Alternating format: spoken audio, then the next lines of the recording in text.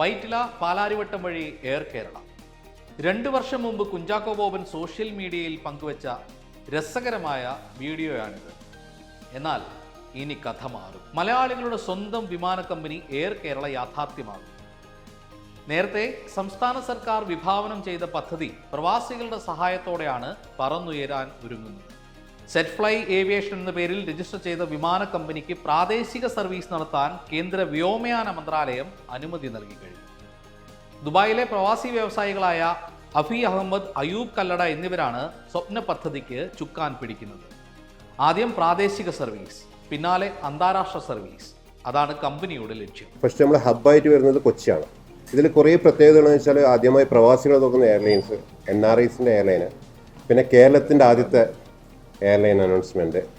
എന്തായാലും കുറഞ്ഞ ചെലവിൽ വിമാനയാത്ര, അധികം കാത്തിരിപ്പില്ലാതെ കാലങ്ങളായുള്ള ആ സ്വപ്നം എയർ കേരളയിലൂടെ മലയാളികൾക്ക് ലഭിക്കുമെന്നാണ് പ്രതീക്ഷ.